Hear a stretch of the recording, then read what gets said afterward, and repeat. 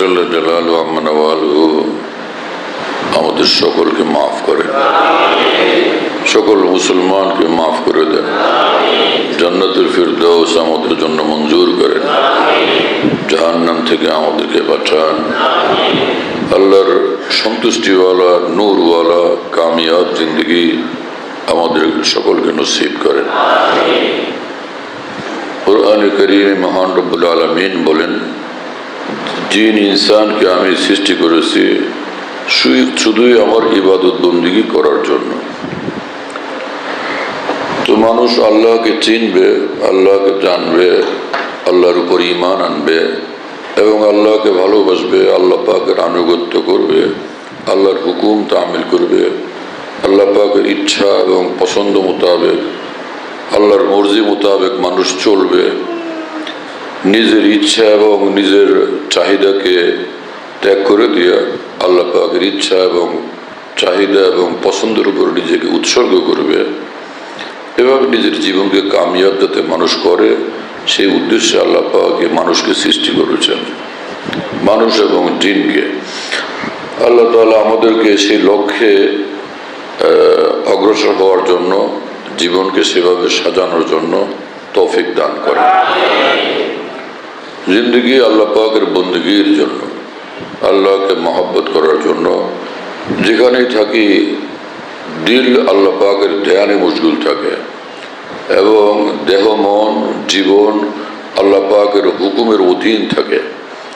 স্বেচ্ছাচারিতা না হয় যে যা ইচ্ছা হলো তাই করলাম, যেদিক ইচ্ছা সেদিক ছুটলাম, আমার ইচ্ছা না, বরং মহান রব্বুল আলামিনের ইচ্ছা এবং মর্জির অধীন জীবন যদি হয় তো সেই জীবন কামিয়াব।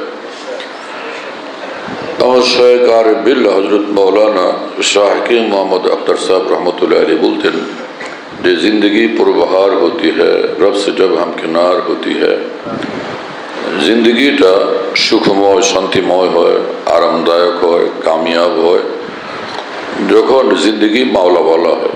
রব সে জব হাম কিনার হতি হয়, যখন এই জিন্দগি মাওলাওয়ালা জিন্দগি হয়, যেখানে থাকে আল্লাহ পাকের সঙ্গে তার সুন্দর সম্পর্ক এবং সব ভুলে কিন্তু আল্লাহকে ভুলে না, আল্লাহর কথা স্মরণ থাকে, সদা সে মনে রাখে এবং আল্লাহ পাকের পছন্দের উপর তার নজর থাকে।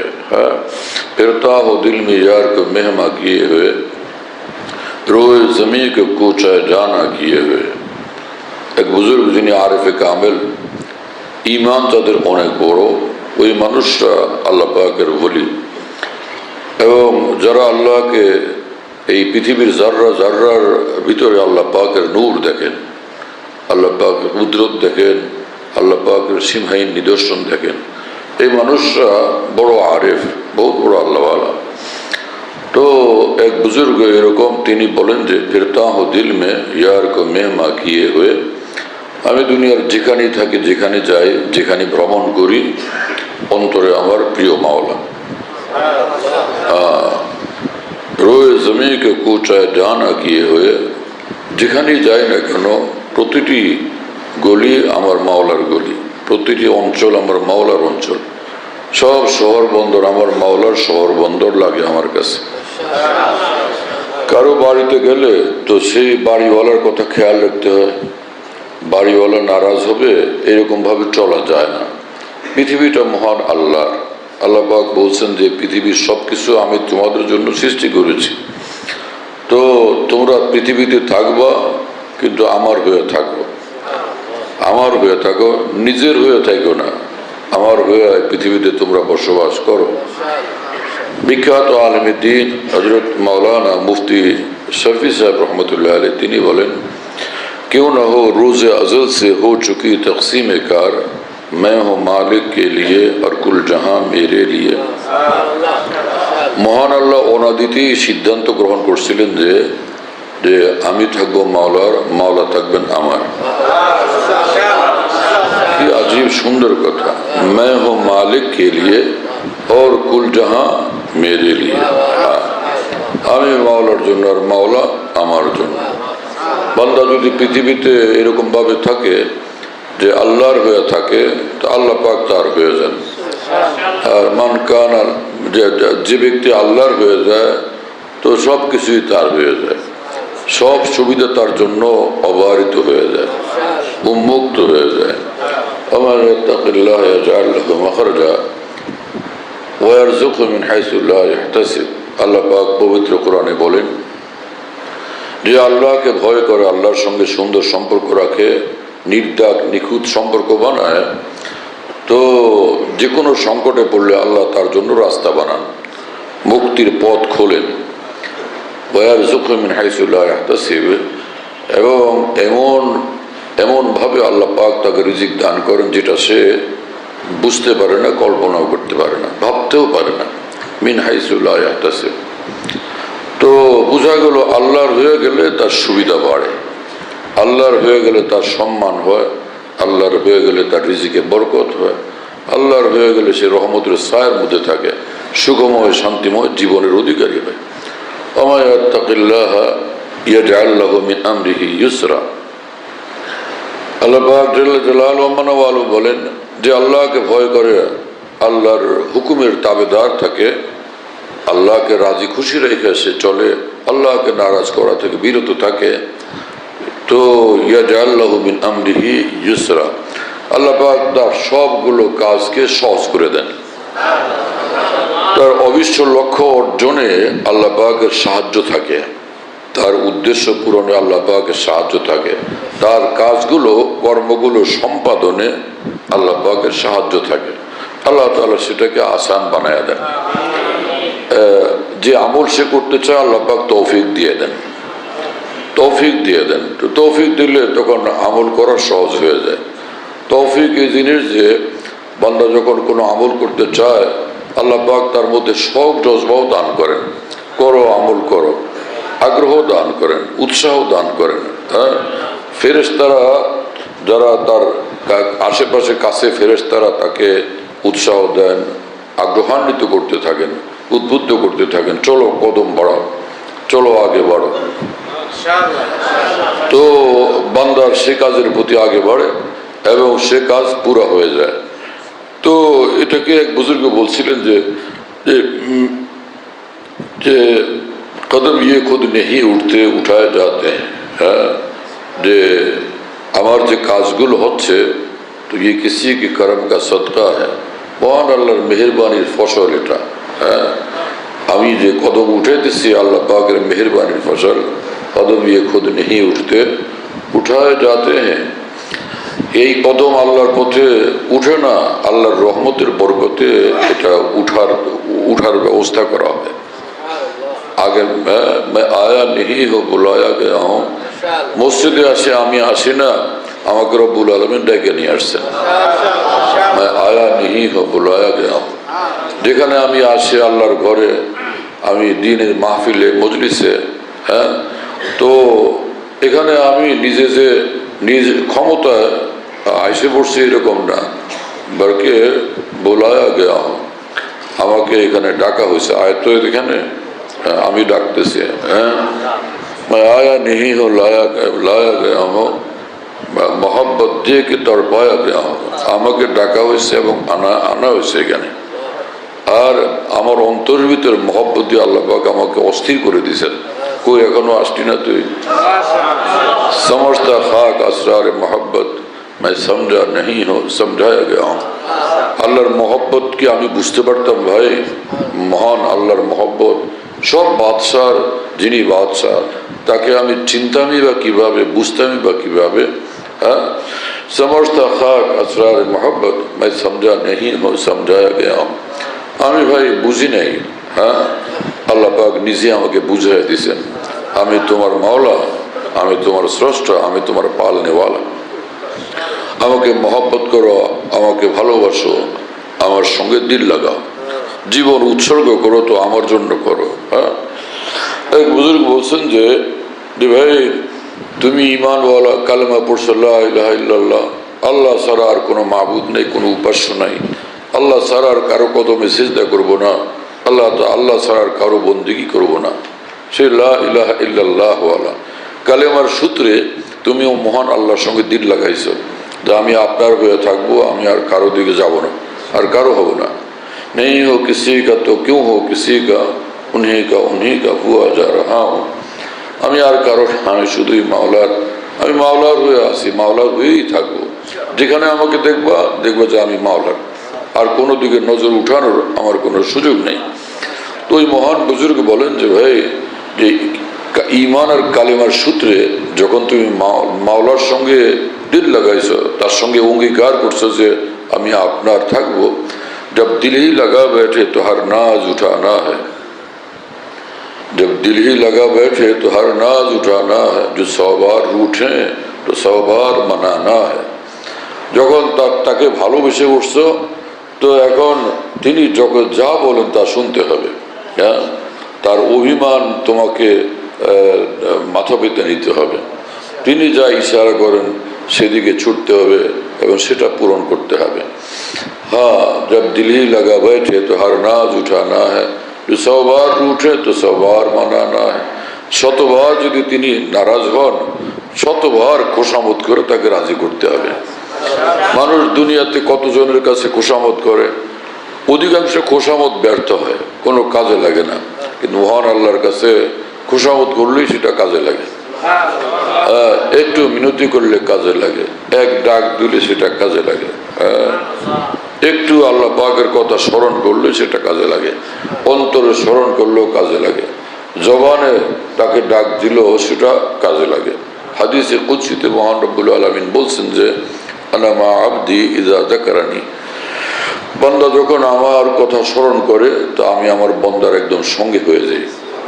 আনা মা আবদি ইযা যাকারানি, যখন সে আমাকে স্মরণ করে। ফাইন যাকারানি ফি, যদি সে আমাকে যদি একলা একলা স্মরণ করে, ফাইন যাকারানি ফি নফসি যাকারতু ফি নফসি, একা একা আমার স্মরণে আমার জিকিরে মশগুল, তো আমিও একা একা তার স্মরণে তার জিকিরে মশগুল হই। বান্দা আল্লাহর জিকিরে মশগুল, আল্লাহ বান্দার জিকিরে মশগুল। কি বিস্ময়কর পুরস্কার! হ্যাঁ, এক বুজুর্গ বলছিলেন যে আমি আল্লাহর স্মরণে আর জিকিরে মশগুল হয়েছি না, আমি এখন বুঝতেছি ব্যাপারটা। আব মেরা নাম ভি আয়েগা তেরে নাম কে সাথ, এখন আপনার নামের সাথে আমার নামও উচ্চারিত হবে। যেখানে আপনার নাম উচ্চারিত হবে সেখানে আমার নামও উচ্চারিত হবে। যে সকল আল্লাহওয়ালা মানুষ, আউলিয়া کرام, আরিফিন, কামেল ঈমানওয়ালা বান্দারা দুনিয়ার থেকে চলেও গেছেন, পৃথিবীর মানুষ তাদের কথা বলতে থাকে। হ্যাঁ, হযরত আবু বকর সিদ্দিক রাদিয়াল্লাহু আনহু, ওমর ফারুক রাদিয়াল্লাহু আনহু, উসমান রাদিয়াল্লাহু আনহু, আলী রাদিয়াল্লাহু আনহু, है ना, अम्मा जान आयशा सिद्दीक़ा रज़ियल्लाहु अन्हा, खदीजतुल कुबरा रज़ियल्लाहु अन्हा, हज़रत फातिमातुज़ ज़हरा রাদিয়াল্লাহু তাআলা আনহা, है ना। তো যারা আল্লাহর হয়ে গেছেন, পৃথিবীর মিম্বরে, মেহরাবে, স্টেজে, মাহফিলে, মজলিসে তাদের কথা আলোচনা হতে থাকে, তাদের প্রশংসা মানুষ করতে থাকে। হ্যাঁ, এইভাবে সে যারা সাহাবিনা, তাবেঈনা, কিন্তু সে আল্লাহওয়ালা, কামেল ঈমানওয়ালা এবং কামেল বন্দেগীর জিন্দেগিওয়ালা, সেই মানুষদেরকেও মানুষ স্মরণ করতে থাকে। হ্যাঁ না, ইব্রাহিম ইবনে আদম রহমতুল্লাহ আলাইহি কোনো সাহাবী তো ছিলেন না, তাবেঈ তো ছিলেন না। এক সময় আফগানিস্তানের বলকের বাদশাহ ছিলেন। পরে তিনি এই দুনিয়া ত্যাগ করে দিয়া এবং বাদশাহী ত্যাগ করে দিয়া একদমই পুরা জিন্দেগি আল্লাহ পাকের জন্য উৎসর্গ করে আল্লাহওয়ালা হয়ে গেছেন, কামেল আল্লাহওয়ালা। হ্যাঁ না, তো পৃথিবীর এই তাফসিরের কিতাবগুলোর মধ্যে, হাদিসের ব্যাখ্যা গ্রন্থগুলোর মধ্যে এই সকল বুজুর্গানে দ্বীনের নাম আছে, বারবার তাদের কথা আলোচনা করা হয়। এবং এমন যে যারা খাঁটি আল্লাহওয়ালা, যে সকল বান্দারা একদমই আল্লাহর হয়ে যান পুরা, ওই সকল বান্দাদের কথা কেউ যদি আলোচনা করে সেখানে আল্লাহ পাকের খাস রহমত নাজিল হয়। এবং ওই আল্লাহওয়ালাদের কথা কারো যদি এমনি অনিচ্ছাতেই মনে পড়ে, সাথে সাথে অন্তরে নূর পয়দা হয়। আর অন্তরে যখন নূর পয়দা হয় তখন নেক কাজের প্রতি আগ্রহ বৃদ্ধি পায়, ভালো পথে অগ্রসর হওয়ার ইচ্ছা জাগে, আগ্রহ জাগে, অনুরাগ তৈরি হয় এবং খারাপ রাস্তাগুলো পরিহার করার তখন ইচ্ছা জাগে, আগ্রহ জাগে, তৌফিক নসিব হয়। হ্যাঁ, কবি আলম গুলিস্তান কবি वीराना होता है, जो होता है बपा से खातिर दीवाना होता है, है ना। আল্লাহ ওয়ালাদের বরকতে আল্লাহ পাক মানুষের জিন্দেগি বানায়া দেন। হ্যাঁ, মানুষের বড় ভাগ্য তৈরি হয় আল্লাহ ওয়ালাদের বরকতে। যে একজনের নজর পেয়ে গেল, সে একজনের সুদৃষ্টি পাইল। কোনো নিজামুদ্দিন আউলিয়ার সুদৃষ্টি যদি পায়, খাজা মঈনুদ্দিন চিশতি, বড় পীর জিলানীর সুদৃষ্টি যদি পায়, কোনো কামেলের নজর তার উপর পড়ে যায় তো কাজ হয়ে যায়। এক হাদিস শরীফে রাসূলুল্লাহ সাল্লাল্লাহু আলাইহি ওয়াসাল্লাম বলছেন, আল আইনু হাক্কুন, যে বদনজর এটা সত্য জিনিস। নজর লাগে না যে একজনের ভালো কলার ছড়া, গ্রাম দেশে যে কলা গাছ করে, মানুষের কলা বাগান করে, একজন রাস্তা দিয়ে যাইতেছে, ওর নজর ভালো না, নজর করছে কলা গাছ ভেঙে পড়ে গেছে, কলার ছড়া ভেঙে পড়ে গেছে, এরকম মুহূর্তের মধ্যে কিরে একজন বললো যে অমুকে গেছে, কালারে ও তো বড় দুষ্ট মানুষ, এই নজর লাগছে। একজনের সুস্থ ছেলে, সুন্দর ফুটফুটে চাঁদের মতো, একজন তার দিকে তাকায় দেখছে, ও হো বাপরে কি সুন্দর, ও নজর লেগে গেছে, ওর তামাম চেহারার ভিতরে গোটা দানা দানা পয়দা হয়ে পেরেশানি আর চিৎকার, সে বাচ্চা কান্নাকাটি করতেছে। আবার কিছু দোয়া কালাম পরে দম করলে আল্লাহ পাক সুস্থ করে দেন, এরকম হয় না? এই বিষয়টা আসলেই এটা বাস্তব কিনা? তো রাসূলুল্লাহ সাল্লাল্লাহু আলাইহি ওয়াসাল্লাম বলেন, আল আইন হাক্কুন, যে নজর লাগে এটা একদম বাস্তব জিনিস, সত্য জিনিস। হ্যাঁ, এই হাদিস আলোচনা করে ভারতের এক বুজুর্গ মাওলানা শাহ মোহাম্মদ আহমদ সাহেব ইলাহাবাদী রহমতুল্লাহ আলী বলেন যে, তোমরা আল্লাহওয়ালাদের নজর লাগলে যে ভালো কাজ হয়, ভালো ফায়দা হয়, ইমানের পথে, নেক আমলের পথে, আল্লাহর মহব্বতের পথে তারাক্কি হয়, উন্নতি অগ্রগতি হয়।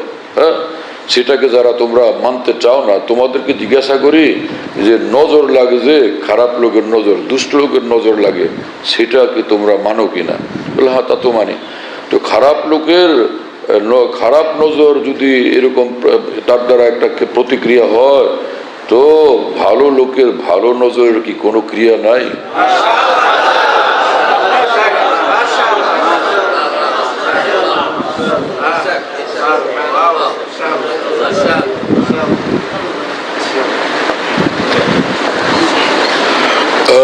এই হাদিসের ব্যাখ্যা প্রসঙ্গে বিখ্যাত মুহাদ্দিস মোল্লা আলী কারি রহমতুল্লাহ আলী মেরকাত শরে মিশকাত কিতাবে লিখছেন যে, আল্লাহ পাকের খাস বান্দা যারা, কামেল ঈমানওয়ালা বান্দা যারা, তাদের নজরের বরকতে কুত্তা মানুষ হয়ে যায় আর মানুষ আল্লাহওয়ালা হয়ে যায়।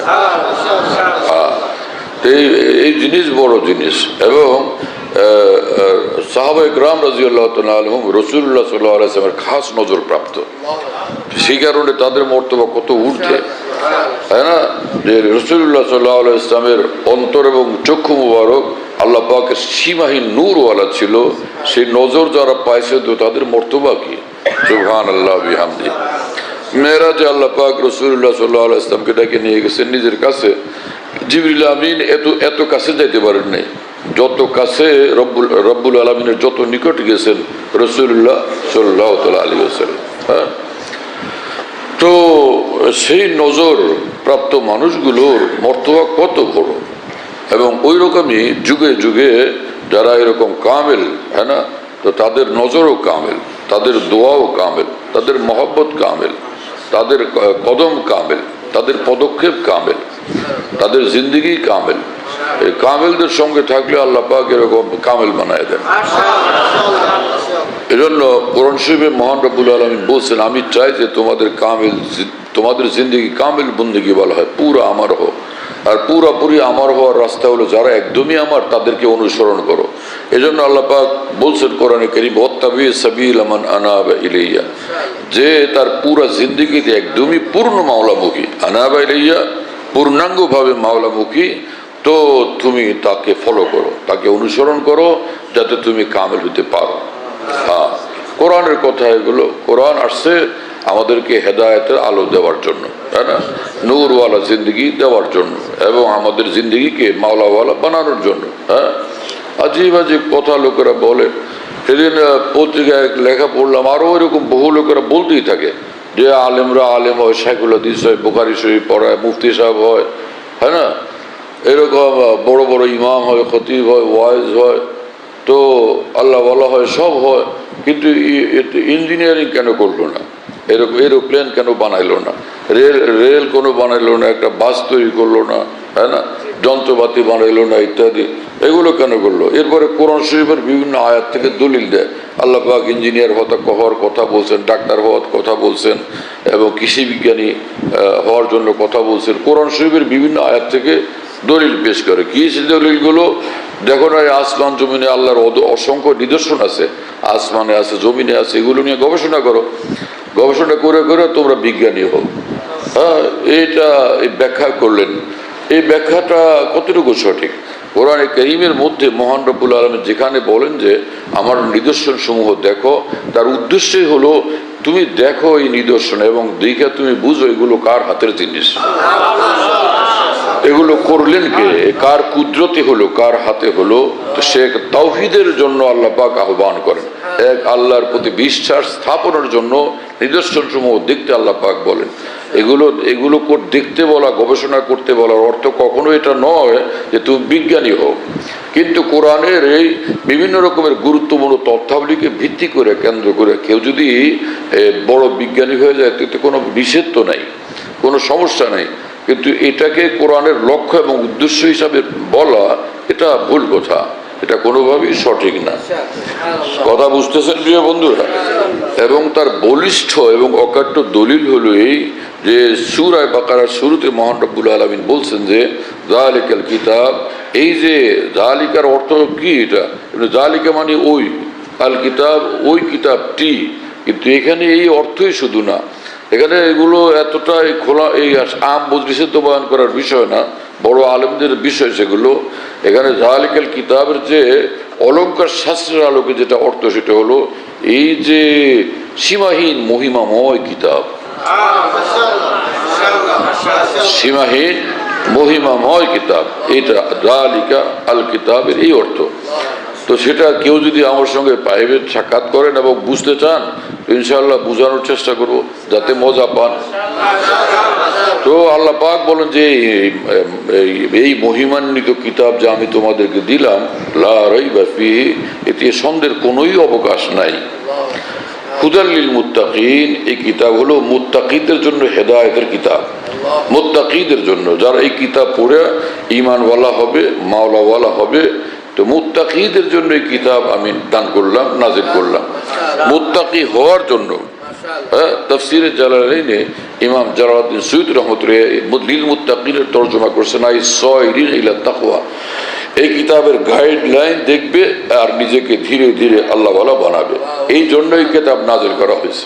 মুত্তাকি হয়, পরেজগার হয়, গায়রুল্লাহর গুনাহ মুক্ত জিন্দগি বলা হয়, গায়রুল্লাহ থেকে মুক্ত আর গুনাহ থেকে মুক্ত জিন্দগি বলা হয়, পুরোপুরি মাওলা বলা হয়, একদমই জান্নাতুল ফিরদাউস বলা হয়। তো এই জন্যই কিতাব নাজিল করছে। তো আল্লাহ পাক এইখানে তো এই কথা বলেন না বিজ্ঞানী হওয়ার জন্য কিতাব নাজিল করছে। হ্যাঁ, কোরআনে পাকের মধ্যে যে সকল তথ্য আছে যেটা বিজ্ঞানের সাথে সম্পৃক্ত, সেই তথ্যগুলো সেগুলো বিজ্ঞানী বানানোর উদ্দেশ্যে নাজিল করেন নাই, বরং পুরাপুরি ঈমানওয়ালা, মাওলাওয়ালা, তাওহীদওয়ালা বানানোর জন্যই আল্লাহ পাক কোরআনে পাক নাজিল করছেন, এবং নিদর্শন সমূহের আলোচনা একই লক্ষ্যে আল্লাহ পাক করছেন। হ্যাঁ, তো ওই মানুষটার লেখা পড়লাম, পরে আমি খুব পুরাটাই পড়লাম। ভালো মানুষ, একটা বিশ্ববিদ্যালয়ের প্রফেসর, কি লিখছেন দেখলাম যে কি বলতে চান। পরে শেষটায় গিয়ে দেখলাম যে উপসংহার টানতে গিয়া কাঁপতেছেন, স্থির করতে পারতেছেন না যে কোনটা বইলে কোন বিপদে পড়বেন, কারণ একজন মুসলমান। তো এতটা দুঃসাহস না দেখানো ভালো। হ্যাঁ, যে সাবজেক্টের যিনি বিশেষজ্ঞ তার সামনে নত হওয়ার মধ্যেই সফলতা এবং সম্মান। একজন মানুষ, তিনি অনেক বড়, এই জমানার আরেক বড় পীর জিলানী না, অর্থাৎ বড় পীর জিলানীদের সাচ্চা অনুসারী আরেক বড় ওলি আল্লাহ। ঠিক আছে, ভালো কথা, সব মানুষ সে ওখানে গিয়ে ভিড় করে। ইনি খাজা মহিউদ্দিন চিশতি, ইনি বড় পীর জিলানী। পরে বললেন, হুজুর আপনি কি বিজ্ঞানী? বললেন, না রে বাবা, আমি তো বিজ্ঞানী না। বললেন, না, তাহলে তো আপনি কোরআন হাদিস বুঝেন নাই। ইমাম বুখারী রাহমাতুল্লাহর কাছে গেল যে আপনি হাদিস কি মুখস্থ করছেন? 2-3 হাজার হবে। বলল, না, আমি তো 6-7 লাখ হাদিস মুখস্থ জানি। বলো আচ্ছা তাই নাকি, রাসূলুল্লাহ সাল্লাল্লাহু আলাইহি ওয়াসাল্লাম হাদিস 6-7 লাখ মুখস্থ? বলে হ্যাঁ ঠিক আছে, তা আপনি তো বড় আলেম মানুষ, কিন্তু আলেম হলে সাথে সাথে বিজ্ঞানী হইতে হয়, সেটা কি আপনি কি বিজ্ঞানী? বলুন না আমি তো বিজ্ঞান শিখি না। বলে কোরআন হাদিসে তো আছে, কোরআন শরীফে তো আল্লাহ পাক বলছেন যে আসমান জমিনের নিদর্শনে গবেষণা করো, বিজ্ঞানী হও, তা আপনি তো সেটা হলেন না। কি এরকম কথা বললে এটা কি যৌক্তিক হবে? কি হলো এই মানুষগুলোর? এখন ইসলাম সম্পর্কে এইরকম ভুল ব্যাখ্যাদাতার সংখ্যা অনেক বেশি। কেন জানি লোকেরা দুঃসাহসে ইসলামের ব্যাখ্যা দেওয়ার দায়িত্ব নিয়ে বসে, অথচ এরা কোনো ভালো আলেমে দিন না। এমনও মানুষ আছে ভালো বড় ইসলামী চিন্তাবিদ বটে, কিন্তু কোরআন সুন্নাহর ব্যাখ্যাগুলো ওলামায়ে দ্বীন থেকে নেন নাই, শিখেন নাই। ঘরে বসে বসে প্রাইভেট শিক্ষকের কাছে কিছু শিখছেন, মেধা অনেক প্রখর ছিল, তো আরবি কিতাবাদি পড়ে খুব ভালোভাবে অনেক বেশি আগায় গেছেন নিজের মেধার জোরে, এবং কোরআন হাদিসের ব্যাখ্যা এবং ইসলামের আরবি ইতিহাসের থেকে নানান তথ্যসমূহ সংগ্রহ করে ব্যাপকভাবে বই পুস্তক লেখা বড় রাইটার হয়ে গেছেন, ব্যাপক লিটারেচারওয়ালা হয়ে গেছেন। তো যারা নাকি আধুনিক যুগের মানুষ, ওই সকল চিন্তাবিদদের এরকম সুন্দর সুন্দর কথা পড়ে আর আলংকারিক ভাষা পড়ে তখন ভীষণ প্রভাবিত হয়, আর মনে করে আলেম মানুষরা কিছুই জানে না, তারা কি বলে না বলে। এই লোকের কথা কত সুন্দর, কত প্রাঞ্জল, কত আলংকারিক এবং কত সাহিত্যপূর্ণ, কাজে ওই কথার ফাঁদে পড়ে যায়।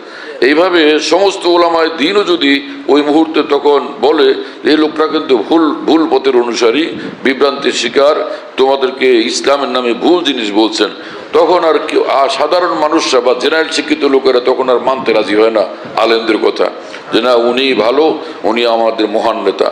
মহান নেতার সঙ্গে চলতে তো বলেন না রব্বুল আলামিন, আল্লাহ পাক বলছে সাদিকিনের সঙ্গে বলতে, মুনিবিনের সঙ্গে বলতে, ইহদিনাস সিরাতাল মুস্তাকিম সিরাতাল লাযিনা আনআমতা আলাইহিম। আল্লাহ পাক বলছেন ঈমান এবং ইলমে দ্বীন এবং হেদায়েতের সূত্রে আমি যাদেরকে বড় বানাইছি, আমার সর্বোচ্চ এবং শ্রেষ্ঠ, হ্যাঁ না, সবচেয়ে বেশি অনুগ্রহ প্রাপ্ত বান্দা যারা, তো তোমরা তাদেরকে ফলো করবে। বিজ্ঞানীদের ফলো করার কথা তো আল্লাহ পাক কথা বলেন না।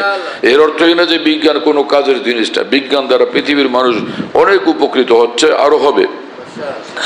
বিজ্ঞানীদের মাথাটা যিনি বানিয়েছেন তিনি তো মহান আল্লাহ। হ্যাঁ, বিজ্ঞানীদের মাথায় যে জ্ঞান যিনি দানকারী তিনি মহান আল্লাহ। হ্যাঁ, সেই মহান আল্লাহকে সর্ব অবস্থা মানতে হবে। দুই জিনিসটাকে মানুষ একত্র করে ফেলে। একদম লোক চিৎকার করতে থাকে যে রাষ্ট্র আর ধর্ম আলাদা জিনিস। কি যে আজব আজব কথাবার্তা বলে এক একজন। ভাই যে সিংহাসনে বসবে তার কি ইমানের দরকার নাই, তার কি ইসলামের দরকার নাই, তার কি নামাজ দরকার নাই, তার কি কাবার দরকার নাই, তার কি মদিনা শরীফের দরকার নাই, তার কি কোরআন শরীফের দরকার নাই। চেয়ারে বসো ইমান নিয়া, চেয়ারে বসো কোরআন নিয়া, চেয়ারে বসো নূর নিয়া, সিংহাসনে বসো ইমানের নূর নিয়া, মহান আল্লাহর মহব্বতের ভালোবাসা নিয়া। তো এই সিংহাসন সহই তুমি জান্নাতে চলে যাবে, এই সিংহাসন নিয়েই তুমি জান্নাতে বসবে, হ্যাঁ না। তো সেখানে রাষ্ট্র থেকে ধর্মকে ইসলামকে আলাদা করা এ তো পাগলের কথাবার্তা, কোনো বুদ্ধিমান মানুষের কথা তো না। এক একজন এক একটা বলে বসে, রাষ্ট্র কি নামাজ পড়ে, রাষ্ট্র কি রোজা করে, রাষ্ট্র কি লা ইলাহা ইল্লাল্লাহ পড়তে পারে, কি একজন দার্শনিক হয়ে গেছেন, হ্যাঁ না। এরকম কথা কয়টা বলতে পারলে মনে হয় দর্শন শাস্ত্র বুঝে বলছেন। অথচ সে পৃথিবীর অসংখ্য রাষ্ট্র, সে ইসলাম, তাদের রাষ্ট্রধর্ম ইসলাম, যেমন সৌদি আরব, বাহরাইন, কাতার, কুয়েত, হ্যাঁ না, ওমান এবং সে সিরিয়া, এই সব দেশের রাষ্ট্রধর্ম হল ইসলাম। তো রাষ্ট্র ধর্ম বলা হয় না, এটা বললো কে? কথা বুঝেন নাই? এই মানুষগুলোর মাথায় এই কথাটা নাই যে ইসলাম মানে কোনো রাষ্ট্র যদি ইসলামীও হয় পূর্ণাঙ্গভাবে, কিন্তু সেখানে বিধর্মীদের জন্য ইসলামের সুবিধা দেয় যে তুমি এই দেশের নাগরিক, তোমার ধর্ম স্বাধীনভাবে তুমি পালন করবে, কেউ তোমাকে বাধা দিতে পারবে না। ইসলাম যতটা দায়িত্ব নেয় পৃথিবীর কোনো দেশ এতটা দায়িত্ব নেয় না। পশ্চিমা দুনিয়াকে গণতান্ত্রিক দুনিয়া বলা হয়, বড় গণতন্ত্র চর্চাকারী, কিন্তু কিসের গণতন্ত্র সেখানে আছে? অগণতান্ত্রিক কর্মকাণ্ডে তারা শীর্ষে পৃথিবীতে। যে দেশে দেশে সংখ্যালঘুদের উপর সেখানে অত্যাচার অবিচার চলতে থাকে।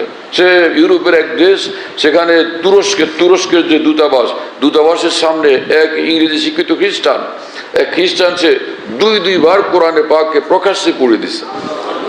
তো কোরআন নিয়ে তারা তিরস্কার করে, বিদ্রুপ করে, কোরআনে আগুন লাগা। কিন্তু মুসলমানরা তো তাদের ইঞ্জিলে গিয়ে আগুন লাগায়নি, বাইবেলে গিয়ে আগুন লাগায়নি। মুসলমানরা তো এটাকে ভয় করে যে ঈসা আলাইহিস সালাম আল্লাহর নবী ছিলেন, কাজেই সে ঈসা আলাইহিস সালামের সঙ্গে তিলমাত্র কোনো বেয়াদবি করা আলা আমাদের ঈমান ধ্বংস হয়ে যাবে। কিন্তু ওরা তো বেপরোয়া। তারা এই কথা কেন চিন্তা করলো না যে তারা এই তাদের বলে এটা মত প্রকাশের স্বাধীনতা, যে কোরআন পড়াই দিতেছে, এটা মত প্রকাশের স্বাধীনতা কি হলো? এটা তো হলো সমাজের মধ্যে ভয়ঙ্কর বিশৃঙ্খলা সৃষ্টি করা, দুই সম্প্রদায়ের মধ্যে ঝগড়া লাগানো এবং সাম্প্রদায়িক সম্প্রীতিকে বিনষ্ট করা এবং ধ্বংস করার একটা কাজ। সেই সূত্রে তো এই লোকের কঠিন শাস্তি হওয়ার ব্যবস্থা দরকার ছিল, কঠিন শাস্তির ব্যবস্থা দরকার ছিল। কিন্তু তাদের মাথা এত নষ্ট, এটাকে মত প্রকাশের স্বাধীনতা নাম দিস। বড় ভয়ঙ্কর এই মানুষগুলো। সমগ্র ইউরোপ জুড়ে, আমেরিকা জুড়ে মুসলমানদের উপর জুলুম অত্যাচার হইতে থাকে। আর সমগ্র আরব দুনিয়া জুড়ে খ্রিস্টানরা থাকে, ইহুদিরা থাকে, বৌদ্ধরা থাকে, বিধর্মীরা থাকে। আরবের কোনো দেশে বিধর্মীদের উপরে, সংখ্যালঘুর উপরে কোনো অত্যাচারের কোনো কথা শুনছেন আপনারা? হ্যাঁ, বড় গণতন্ত্রওয়ালা হয়ে গেছে, গণতন্ত্রের ধ্বজাধারী, গণতন্ত্রের মিথ্যা বলি এগুলো।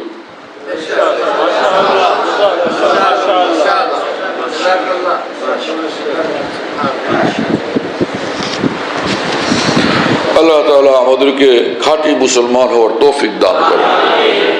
হ্যাঁ, তো কোরআনে কারিমে মহান রব্বুল আলামিন কি ভারী কথা বলছেন যে জিন ইনসানকে আমি সৃষ্টি করেছি একটা লক্ষ্যে, সেটা হলো ওরা আমার বন্দিগি নিয়ে জিন্দিগি কাটাবে, এই জিন্দিগিটাকে সাজাবে আমার বন্দিগির দ্বারা। আশ্চর্য, কি সুন্দর কথা! আমাদের জীবনের লক্ষ্য এবং উদ্দেশ্য কত বড়, যে থাকবো এই দুনিয়াতে কিন্তু আল্লাহর হয়ে থাকবো এবং আল্লাহকে খুঁজবো। এই রুই মাছ, কাতল মাছ আর 10 তলা বিল্ডিং আর 10 কোটি টাকা, 10,000 কোটি টাকা, এটা টার্গেট থাকবে না। নজরের সামনে থাকবেন শুধুই মহান আল্লাহ।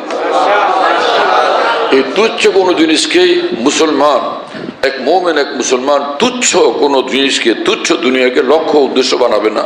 তার লক্ষ্য উদ্দেশ্য থাকবে মহান আল্লাহ, মহান আল্লাহর ভালোবাসা, মহান আল্লাহর সন্তুষ্টি। আল্লাহ আমাদেরকে তৌফিক দেন এবং কবুল করেন। এক হাদিস শরীফে রাসূলুল্লাহ সাল্লাল্লাহু আলাইহি ওয়াসাল্লাম বলেন, 5 জিনিসের খুব কদর করো, যত্ন করো এবং জীবনটাকে এর দ্বারা কামিয়াব বানাও। তার মধ্যে সিহাতাকা ক্বাবলা সাকামিক, অসুস্থ হওয়ার আগে তোমার সুস্বাস্থ্যের কদর করো। এখন তুমি সুস্থ সবল, এখনই কিছু করো, আমল করো, ইবাদত করো, বন্দেগী করো, কাজ করো, ভালো কিছু করো। হ্যাঁ, শাবাবাকা ক্বাবলা হারামিক, এবং তুমি অসুস্থ হয়ে পড়ার আগে, তোমার যৌবন হারানোর আগে, হ্যাঁ না, বৃদ্ধ হওয়ার আগে তুমি তোমার যৌবনের কদর করো। যৌবনকালে এত কিছু করা যায় যেটা বুড়া হওয়ার পর আর করা যায় না। খালি বুড়া হওয়ার পরে যা পারা যায় সেটা হলো কুকাইতে থাকা, মাথা ব্যথা, কানে ব্যথা, চোখে দেখি না, কানে শুনি না, গলার আওয়াজ পরিষ্কার হইতেছে না, আর একটু বুঝাইয়া বলেন, আর পারি না। কি কথা বুঝেন নাই? হ্যাঁ, ডাক্তারের কাছে গেছিল এক বুড়া, পরে ডাক্তার বলছে যে, ডাক্তারের কাছে বুড়া রুগী বলতেছে যে, ডাক্তার সাহেব, চোখে তো দেখি না ঠিক মতো। বলে এটা বার্ধক্যের কারণে। বলে কানেও শুনি না ঠিক মতো, কথা বুঝি না, কানে পুরা শুনি না। বলে এটা বার্ধক্যের কারণে। যে রাত্রিবেলা শুইলে খালি কাশতে থাকি, আর বলে এটা বার্ধক্যের কারণে। ঘুম পুরো হয় না, ঘুম ছুটে যায়, অল্প ঘুম, আধা ঘন্টার পরে ঘুম ছুটে যায়, বলে এটা বার্ধক্যের কারণে। পরে সেই বুড়া শক্তিশালী ছিল, ডাক্তারকে কইসা জোরে এক থাপ্পড় লাগাইছে, বিরক্ত হয়ে। পরে ডাক্তার বলছেন এটাও বার্ধক্যের কারণে।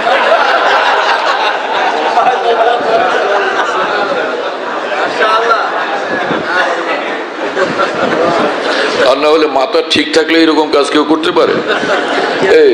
তো রাসূল আকরাম সাল্লাল্লাহু আলাইহি ওয়াসাল্লাম বলেন, তোমার যৌবনের কদর করো বৃদ্ধ হওয়ার আগে। গিনাকা ক্বাবলা ফাকরিক, তোমার অর্থ সম্পদের কদর করো অর্থ সম্পদ হারানোর আগে। হ্যাঁ না, অভাবে পীড়িত হওয়ার আগে, অভাবে পড়ার আগে। আর ফারাগাকা ক্বাবলা শুগলিক, এবং তোমার অবসর সময়গুলো কাজে লাগাও, এটার কদর করো ব্যস্ত হয়ে পড়ার আগে। হায়াতাকা ক্বাবলা মাউতিক, এবং তোমার এই মূল্যবান জীবনটার কদর করো তোমার মৃত্যু আসার আগে। অর্থাৎ এই জিনিসগুলোর দ্বারা, এই সুস্থতার দ্বারা, এই যৌবনের দ্বারা, এই সম্পদের দ্বারা, অবসর সময়ের দ্বারা, এই জীবনের দ্বারা আল্লাহকে রাজি করার কাজ করো, সেই আমল করো। সময় শেষ হয়ে যায়, যা করার আজকেই করা উচিত। আল্লাহ তাআলা আমাদেরকে কবুল করেন, তৌফিক দান করেন। এবং কোরআনে কারিমে মহান রব্বুল আলামিন বলছেন কু আনফুসাকুম ওয়া আহলিকুম নারা, তুমি নিজেকেও বাঁচাও জাহান্নাম থেকে, তোমার পরিবার পরিজন সন্তানাদি সকলকে বাঁচাও জাহান্নাম থেকে।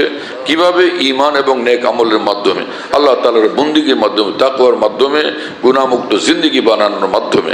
আল্লাহ তাআলা আমাদের সকলকে কবুল করেন, আমাদের পরিবার পরিজন সন্তানাদিকে কবুল করেন, সারা জাহানের মুসলমানদেরকে কবুল করেন, অমুসলিমদেরকেও ঈমান কবুলের তৌফিক দান করেন। ওয়া আখিরু দাওয়ানা আলহামদুলিল্লাহি রাব্বিল আলামিন ওয়া সাল্লাল্লাহু আলা নবিয়্যিল কারীম। আমাদের ঢালকানগর খানকাহে যেখানে আমি আছি, খানকা ইয়াদগারে হাকিমুল উম্মত, মনে রাখো, বলো খানকা ইয়াদগারে হাকিমুল উম্মত। হাকিমুল উম্মতের স্মৃতি এখানে, হাকিমুল উম্মতের কথাবার্তায় আলোচনা হয় আলহামদুলিল্লাহ, একটা নাম, কিন্তু তামাম আকাবের কথাই আলোচনা হইতে থাকে আলহামদুলিল্লাহ। বাইতুল হক জামে মসজিদ, ছাপড়া মসজিদ বলে, 5 তলা বিল্ডিং, ওটার নাম ছাপড়া মসজিদ। সেই পুরানো নাম এটা আছে। তো ছাপড়া মসজিদ, সেখানে মাসিক ইজতেমা হয় প্রত্যেক ইংরেজি মাসের 2য় বৃহস্পতিবার। আসর থেকে শুরু হয়, রাত 10টা পর্যন্ত, 10:30 পর্যন্ত হয়। তো ওখানে শরীক হওয়ার জন্য চেষ্টা করবেন ইনশাআল্লাহ। খানকা বিডি এই অ্যাপস, এটা খুলতে পারলে ওর মধ্যে বয়ান, কবিতা, বুকস ইত্যাদি সব একসঙ্গে পাওয়া যায়। খানকা বিডি হলো এরকম, স্পেলিং হলো KHANQAH, এর সঙ্গে লাগালাগি বিডি, খানকা বিডি। এই অ্যাপসটা খুললে ওর ভিতরে বয়ানগুলো পাওয়া যায়, এটা ডাইরেক্ট শোনা যায় কি, এবং ডাইরেক্ট শোনা যায়। হযরতুল্লাহ দামাত বারাকাতুহুর বয়ান, যেখানে বয়ান করেন, সব বয়ান নেটের মাধ্যমে, টেলিগ্রামের মাধ্যমে পাওয়া যাচ্ছে। হযরতুল্লাহ দামাত বারাকাতুহু যখন বয়ান করেন, বয়ানটা আমরা দেশ বিদেশ থেকে, দুনিয়ার যে কোনো জায়গা থেকে আমরা পেতে পারি। এই জন্য মুফতি শহীদুল ইসলাম হুজুরের নম্বরে যোগাযোগ করবেন, 01715 80 18 69, 80 18 69, 01715 80 18 69, যাতে মনে থাকবে ইনশাআল্লাহ সবার। 01715 80 18 69। বলো ভাই, 01715 80 18 69। অনেক সোজা তো ভাই, মাশাআল্লাহ, অনেক সোজা করে দিছে।